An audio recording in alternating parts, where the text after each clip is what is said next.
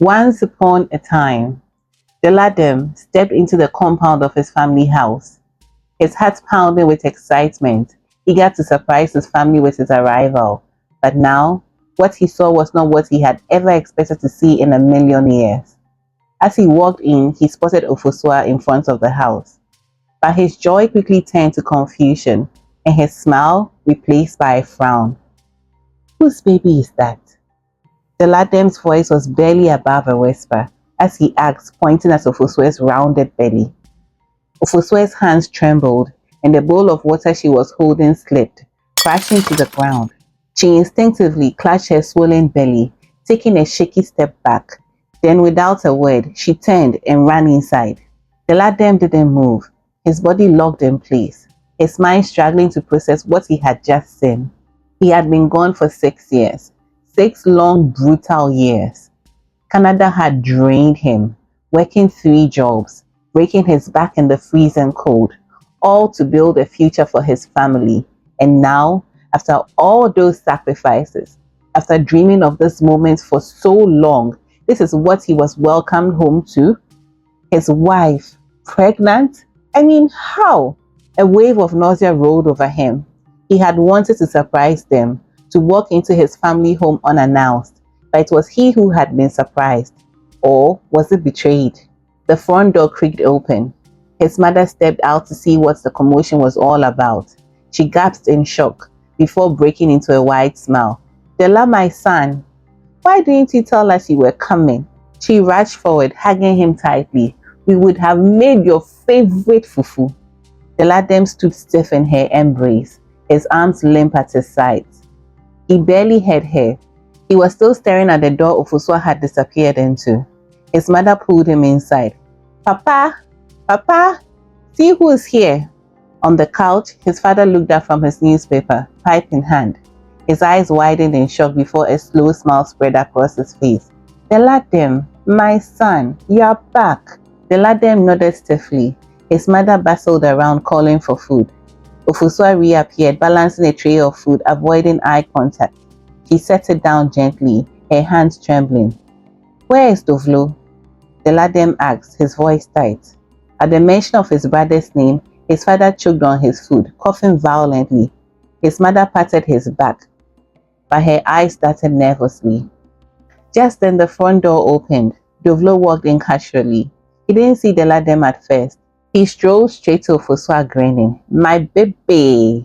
Dovlo chimed and planted a kiss on her forehead. The room froze. The Ladem's stomach lurched. The world tilted. He cleared his throat loudly. Dovlo stiffened, turning slowly. His eyes met the Ladem's. The color drained from his face. Does anyone care to explain what's going on here? The Ladem's voice was deadly calm, but rage simmered underneath. His mother forced a smile. Della, you've had a long trip. Let's eat first. Oh. The Ladem slammed his fist on the table. I said, someone explain now. His father sighed heavily. By God's grace, Ofosua is pregnant. The Ladem's breath hitched. By God's grace? He laughed bitterly. Whose child is it? I hope you are not telling me it's an immaculate conception. Dovlo smirked. The baby is mine. Silence, a deafening silence. Then the Ladem laughed, a dry, humorless laugh. Yours? Like how? Explain it to me. Last I checked, Ofosua is my lawfully wedded wife, and you are my brother. Dovlo leaned back, arms folded. She was. A sharp pain shot through the Ladem's chest. He turned to Ofosua. Say something. She looked down, tears slipping down her cheeks. The Ladem turned to his parents. And you let this happen? His mother exhaled. The Ladem, let it go. You are brothers. She's pregnant now. You can always marry another, eh? The Ladem's jaw dropped. Let it go? He let out a bitter laugh. My own brother? Dovlo shrugged. Yes, I'm your brother, your elder brother, but you've always taken everything away from me. The Ladem's head snapped up. What nonsense are you saying? His wife kept her gaze down. Dovlo's voice hardened. Mom and Dad gave you all their love. You've always had the best grades, the best opportunities. You were always the golden boy. Even when you got your scholarship, they sold our family land to send you abroad. And now you think you can have everything. No, Deladem, not this time. Deladem stared at him in disbelief. I have paid back more than tenfold. I took care of all of you. Dovlo, I sent you $5,000 every month for your personal upkeep. I paid for this house. I funded every business you started that somehow failed. Dovlo's eyes burned with resentment. And so what? On top of all that, you had to marry first. Well, this time, I'm first. Deladem's voice was barely above a whisper. So you took my wife? Make this make sense. Dovlo's smile was cruel. Yes, and now you're having a son, the first grandson of this family. Deladem's heart pounded. With my wife! His mother placed a hand on his arm. It's done, Deladem. Move on. Deladem stood shaken, his breath uneven, his chest tight. Give me the keys to my house, he said, voice strained. I can't stand this anymore. Dovlo scratched his head, avoiding his gaze. A cold feeling crept into Deladem's stomach. Dovlo, where's my house? Silence. Then a nervous chuckle. About that, Dovlo muttered, rubbing the back of his neck. I kinda lost the money you sent me to buy the house. Oh. What? That can't be possible. The pictures, the deed, you just sent those to me last week. Dovlo grinned like this was all some kind of joke. Well, about that. They were AI generated, he shrugged. You're not the only smart one around here, you know. You what? Deladem asked, inching closer. Dovlo raised his hands, backing up. Relax, relax, relax. It was a sure banker bet. I was going to double the money, triple it even, but well, I lost it. But listen, listen, don't worry.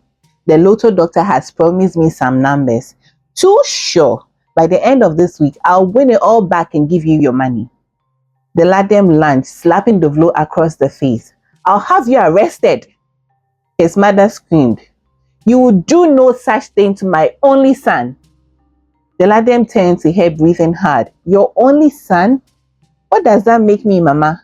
Don't you ever refer to me as that again. His mother's eyes burned with hatred. Yes, Dovlo is my only child. You. You are the bastard child your father had from his one night mistake. I tolerated you because I had no choice. Deladem's breath caught. His father looked away, shame written all over his face. Everything, every moment of his childhood, every unfair treatment, the favoritism, it all made sense now. Deladem stepped back, chest heaving. His entire life had been a lie, and now his whole world had crumbled. No, that can't be true. His voice was barely a whisper. His father sighed, running a weary hand down his face. Deladem, I was going to tell you someday. Someday? Deladem's laugh was hollow. When? After my wife betrayed me? After my brother stole my life? After I lost everything? When were you going to tell me, father? His mother, the only mother he had ever known, scoffed. Well, now you know. So leave this house. It does not belong to you, and you don't belong here. Deladem turned to his father. Dad. His father lowered his gaze. Dela, you are still my son, but this situation has changed everything. Deladem staggered back as if struck. His own father was abandoning him. Dovlo smirked, stepping forward. You heard them. Leave. Deladem's jaw clenched. Or what? Dovlo folded his arms. Or I'll have you thrown out like the stranger you are. Deladem's fingers twitched at his sides, but he forced himself to remain still.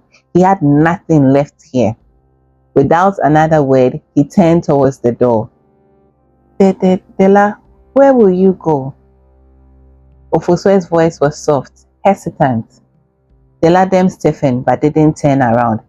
Anywhere but here. And with that, he walked out, stepping into the cold night. That was a decade ago. Now Deladem sat on his veranda, watching his children build a snowman in the yard, their laughter echoing in the crisp winter air. His wife's head rested gently against him, her warmth, a quiet reminder of how far he had come. He no longer carried grudges. Time had done what time does: softened wounds, blurred the sharp edges of old betrayals. The last he heard of his family, his father had suffered a stroke not long after the incident. He had passed on shortly after. Dovlo and Ofosua had gone on to have 6 more children, but it didn't take long for the weight of his own recklessness to crush him. He gambled the house away and lost everything. When frustration turned to violence, Ofosua had finally had enough. She packed up the children and left, returning to her family home. And Mama, she had gone blind. Now she lived in the village with Dovlo, trapped in abject poverty. The Ladem thought of them occasionally. Sometimes he even felt sorry for them, but some people simply weren't worth holding on to. He exhaled, letting the past slip further away, and took a slow sip of his hot chocolate. Life had given him a choice: drown in bitterness or build something better. He chose peace, and it tasted sweet. The moral of the story is, some betrayals are blessings in disguise. The Ladem's heartbreak and betrayal led him to a better life. Instead of staying in a toxic environment, he chose to rebuild himself and find true happiness elsewhere. The story teaches that not everyone deserves a place in our lives, and sometimes walking away is the best revenge. True success is not in getting even, but in thriving beyond the pain. Have you ever trusted someone so much only to realize they never had your best interest at heart? Would you have forgiven or walked away like the lad did? Let's talk in the comments. Hi fam, click the link on the right to dive into yet another captivating tale. Don't forget to subscribe and hit the notification button. Until next time, it's bye from us at Apenthene African Stories.